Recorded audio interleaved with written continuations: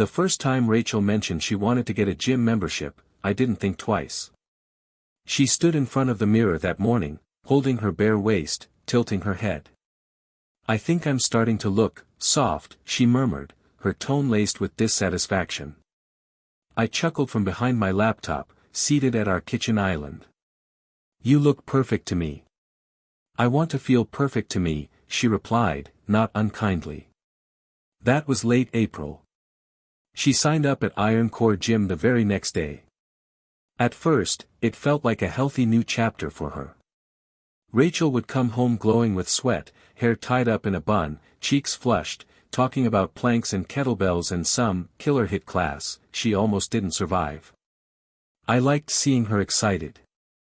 After all, we'd been married for almost 10 years.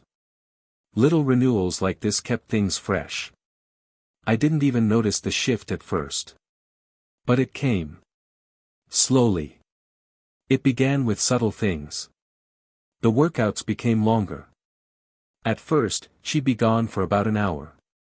Then 90 minutes. Then sometimes nearly 2 hours, always with some excuse, a sauna session, a long cool-down, or chatting with someone she met at the smoothie bar. Then there was the phone. She started guarding it more. One evening, while we sat watching Netflix, I reached for her phone absent-mindedly to check the time. Her hand shot out so fast, it startled me. "Babe, I just needed the time," I said, half laughing. "Sorry," she said, forcing a smile. "Just, work emails I'm dreading. Don't want to be reminded." A small red flag, but I tucked it away. We all have our boundaries, I told myself. The name Jason entered our lives casually. "Jason says my form is improving fast. He's a trainer at the gym.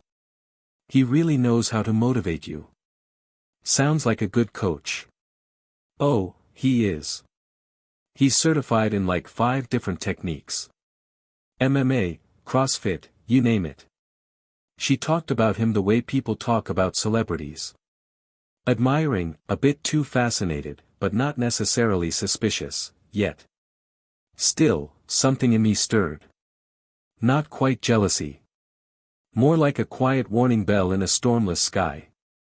We'd always had a solid relationship. Trust was the foundation. That's why I tried not to overthink it when she began staying up late, often texting. One night, around 11:30, I came downstairs for water. Rachel was on the couch in her robe, phone in hand, smiling at the screen. "Everything okay?" I asked. She jumped, quickly locking her phone. "Oh, yeah. Just watching reels.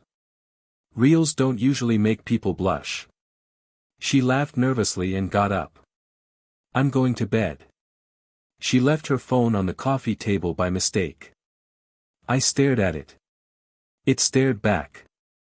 I didn't look. I swear I didn't. Not that night. Weeks passed. Her body changed. She grew leaner, more toned, and started wearing crop tops and fitted yoga pants even outside the gym. When we'd go out for dinner, men would glance at her longer than they used to. She basked in it. She once looked in the mirror and said with a smirk, "I forgot how good it feels to be noticed." I should have said something. I didn't. I swallowed it. The tipping point came one Sunday. We were getting ready for brunch with friends. I watched as Rachel got dressed, tight jeans, a black off-shoulder top, heels higher than usual. "Wow," I said. "You look stunning." "Thanks," she replied. Then added, "Jason said I should try more off-shoulder tops. Says they flatter my collarbones." There it was. Jason. Again. More personal this time. I laughed. But it was hollow. "I guess Jason's got a lot of opinions, huh?" She paused, eyeing me. "He's just observant. Trainers notice things. It's their job." That night, something inside me cracked. I waited until she fell asleep. Then I took her phone. I didn't plan to. My hands trembled.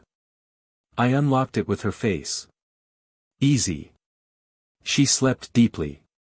I went to messages. There it was, Jason flexed biceps. What I read in those messages. I wish I could unsee it. Missed your energy today. Leg day just ain't the same without your cute grown smirking face. Huh, your trouble smiling face with horns, but yeah, I miss it too. What are you wearing, RN? Wouldn't you like to know, face blowing a kiss? And more. So much more. Photos. Emojis. Voice notes with flirtatious giggles. But nothing explicit. Not yet. Not proof. Just enough to shatter the illusion of safety. I stared at her sleeping face. Peaceful. Innocent. My wife. I didn't confront her. Not yet. I needed to be sure. I needed truth, not suspicion. So I made a plan. I downloaded a voice recorder app to my phone. I'd follow her next time. And I'd let the truth destroy me, or save me. It was the following Thursday when I followed her. Rachel had told me she'd be going to her 6 p.m. boot camp class, and that she'd be home around 7:30. She kissed me before leaving, wearing a blue zip-up athletic jacket and those black leggings with the crisscross design down the sides. Don't wait up, babe. Gonna shower at the gym. Alright, I said, keeping my voice steady. As soon as her car backed out of the driveway, I grabbed my phone, jacket, and keys. I waited 5 minutes, then slipped into my car and tailed her. Not close. Just enough to keep her taillights in my sight through the evening traffic.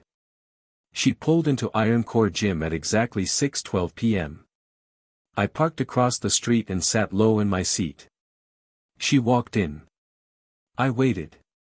15 minutes passed. Then 20. Then 30. She hadn't come back out. That should have reassured me. But something didn't sit right. I crossed the street and entered the gym, pretending to be a prospective member. The girl at the front desk greeted me with a sales pitch and a pamphlet. Just browsing, I said. Thinking about signing up. Can I look around? Of course. Classes are upstairs, weights are straight through. I wandered the gym floor, glancing at the treadmills, the rows of dumbbells, the heavy bags. The place was buzzing with music and motion. But Rachel was nowhere in sight. Then I heard laughter. It came from a side hallway that led to a members-only section, a hallway I hadn't noticed when I first walked in. I moved toward it. A tall man came around the corner, wiping sweat from his forehead with a towel. He was in his late 20s, lean, muscular, charming. I recognized him instantly. Jason. He stopped for a second, glancing toward the hallway behind him, then turned and walked toward the locker area.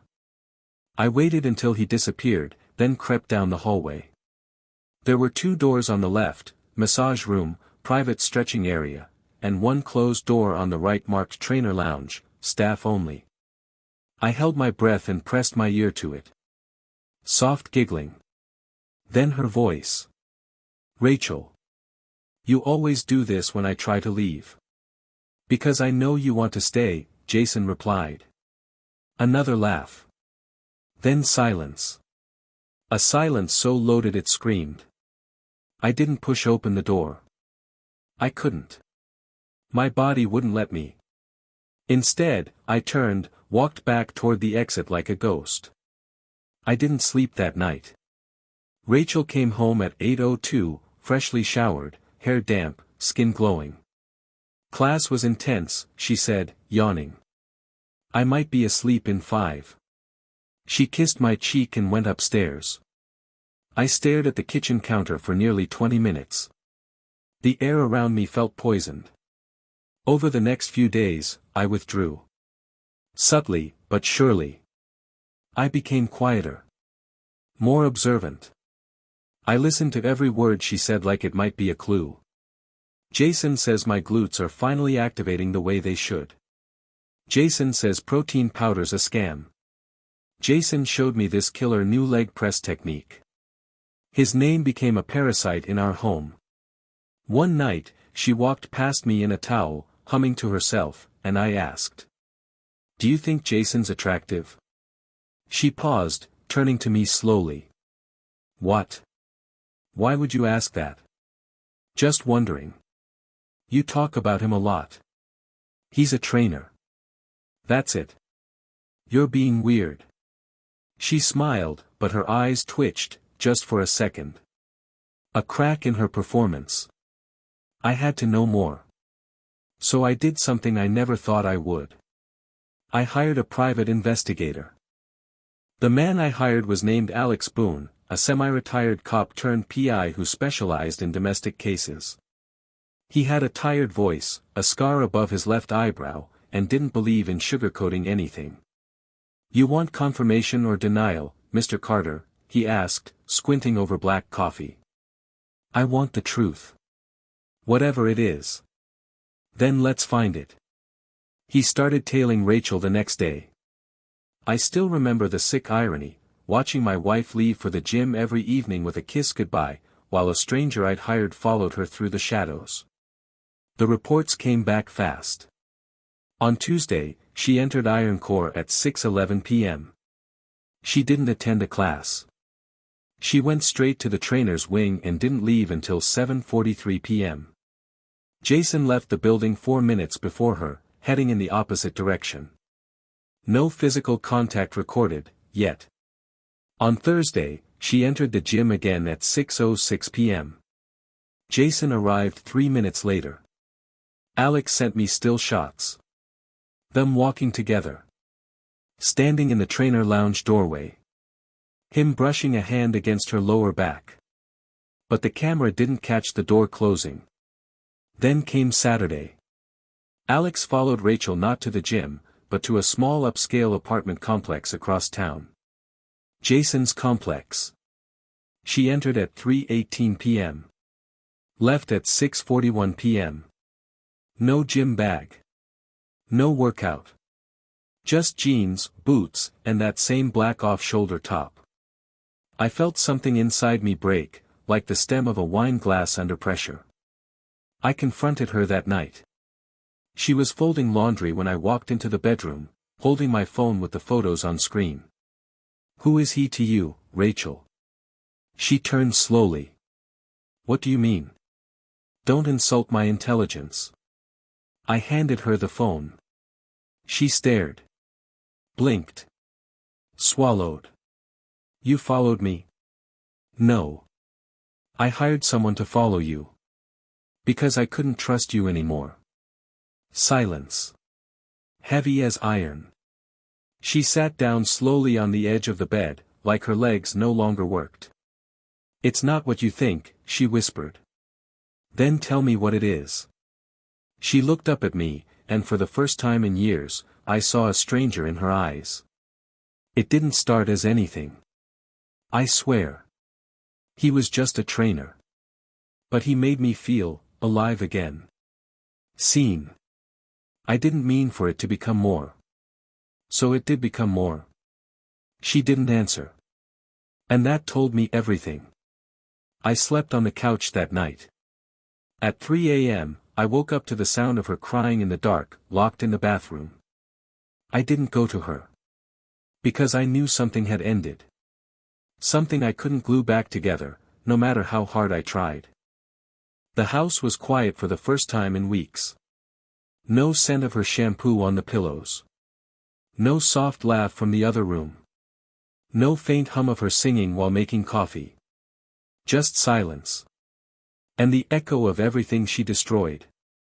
I didn't go to work the next day. Or the day after. I told my boss I was sick. He didn't ask questions.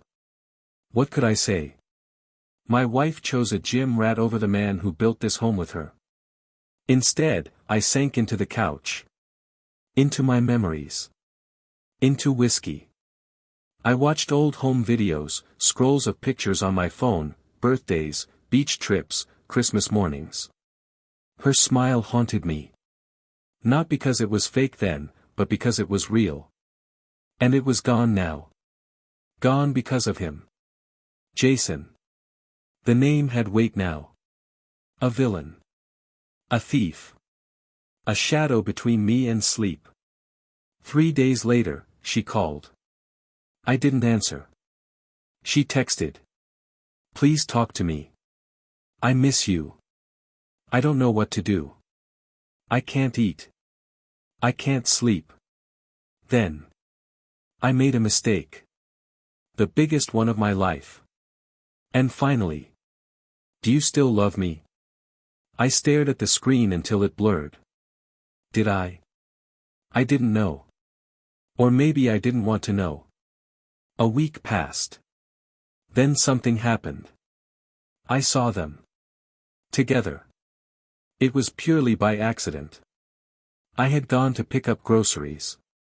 As I was walking toward the parking lot, I saw them across the street. Near the coffee shop. Rachel. Jason. She had her hand on his chest, and he leaned close like he was whispering something intimate. She laughed. Her head tilted slightly. Her hair fell over one shoulder the same way it always had when she flirted with me. It felt like a knife between the ribs. So this was it. She hadn't just broken us. She'd moved on. That night, I did something reckless. I went to the gym. Iron Core. I walked in like any other member and asked if Jason was available for a consultation. I used a fake last name. Said I was looking for personal training. He's actually finishing up a session, but you're welcome to wait, the receptionist chirped. I sat near the protein bar, watching the clock tick. 10 minutes later, he walked out of the locker room, towel slung over his shoulder, water bottle in hand. He looked right at me. Our eyes locked. And for a moment, something passed between us. Recognition. Then he walked straight toward me. Logan, right? He said, voice annoyingly calm. Yeah, I said. Thought we should meet. He extended a hand. I didn't shake it. You've got some nerve, I said quietly. Look, man. I didn't mean for any of this. Don't say it. Don't play the victim. He hesitated. She came to me, he said. I didn't chase her. You should have seen the way she looked when she talked about how dead she felt. Like no one even noticed her anymore. My jaw clenched. You think screwing her fixed that? No. But I didn't lie to her every day and pretend things were fine. That hit like a brick. You don't know a damn thing about our marriage. Maybe not. But I know what she told me. And it wasn't a happy story. I stepped closer. You didn't just take my wife. You poisoned her. She made a choice. So did you. And you're gonna regret it. He didn't flinch. Just nodded slowly. Then hit me. Right here. He tapped his chest. But I didn't. Because in that moment, I realized something darker. He wanted me to lose control. So I walked out. I left the gym, the town, the life I had with her. Because the only thing worse than betrayal, is becoming the version of yourself they expect after it. That's how long it had been since I saw Rachel. Since I stood face to face with the man who helped destroy my marriage. Since I packed a suitcase, booked a one-way Airbnb in Asheville, and tried to remember how it felt to breathe without pain. Some days were easier than others. Some nights, the dreams returned, not nightmares, but memories. The warmth of her laugh, the curve of her back, the scent of morning coffee as she hummed in the kitchen. Those haunted me worse than anything. Because they weren't lies. They were real. But so was what she did. And that was the war I lived in every day. Until one evening, a gray Tuesday in March, I got an unexpected knock at the door. When I opened it, there she stood. Rachel. Same caramel-colored hair. Same soft green eyes. But her smile was gone. And the confidence she once carried like a crown. It had withered. She looked human. Flawed. Fragile. "Hey," she whispered. I said nothing. Just stepped aside. She walked in slowly, glancing around the modest cabin. No pictures on the wall. No clutter. No signs of joy. "You really did leave everything behind," she said softly. "I left you behind." She winced. Sat down on the edge of the couch. "I needed to see you. Not to beg, or justify, just to say what I should have said when it mattered." I folded my arms. "Then talk." She nodded. "I was selfish. I know that now. I told myself I was drowning, but I never reached for your hand. I just grabbed the first person who offered escape. I didn't blink. He's not an escape anymore." She shook her head. "No. I left him. Weeks ago." I raised an eyebrow. "Why?" "Because every morning, he reminded me that I'm a woman who cheats. And every night, I realized he only loved the broken version of me." I sat down across from her. "And what do you think I see when I look at you?" Tears welled in her eyes. "I don't know. But I hope it's more than just what I did." "It's not." That stunned her. But I kept going. "It's also who you were before. The girl who made me laugh when my dad died. The woman who stayed up with me all night when I failed that bar exam. The partner who built a life with me brick by brick." A pause. "But she's gone, Rachel. And I don't know if you're still her anymore." Silence. She looked down, her hands trembling. "I don't expect forgiveness." "Good. I just wanted to tell you I'm sorry. Truly. Deeply. I was broken, but I broke you, too. And I'll carry that for the rest of my life." That landed. Not like a weapon, but like truth. Finally. She stood. "I'll go." But I stopped her. "Wait." She froze. I stood too. Walked over. And for a moment, we were inches apart, the ghost of our past humming between us. "I loved you, Rachel. With everything I had. I don't regret it. But I won't go back. Not now. Not ever." She nodded, lips quivering. "I understand." And then, the moment I didn't expect. She reached up. Touched my face. And kissed my cheek. Not a plea. Not seduction. A goodbye. "Goodbye, Logan." And she left. Just like that. I didn't cry. I didn't scream. I just stood there, hand on the spot where she kissed me, and felt the final weight of her leave my body. It was over. Not just the marriage. The torment. The second guessing. The what-ifs. The blame. The guilt. I went outside. The air was cool. The sky bruised with dusk. And for the first time in what felt like a year, I took a breath, and didn't feel like I was drowning. Maybe healing doesn't come with closure. Maybe it comes with space. And silence. And the strength to say, "I loved you. You broke me. But I won't carry you anymore." The following days were a strange limbo. Rachel stayed home more. She cooked dinner. Folded my clothes. Asked about my work. It was like she was trying to rewind the clock, back to when things were simple. But her eyes betrayed her. Whenever I looked too long, I saw it. The guilt. The fear. And beneath it all, a flicker of longing. For him. Jason. That name pulsed in my mind like a sickness. Saturday came. She said she was meeting an old friend from college for brunch. Jessie, remember her? She just moved back to town. I nodded. Didn't say anything. She wore makeup that day. The soft, pink lipstick I hadn't seen in months. Her perfume was stronger. Her smile too rehearsed. She left at 11:13 a.m. By 11:30, I was in my car again. This time, I didn't follow. This time, I called Alex Boone. Need you on her.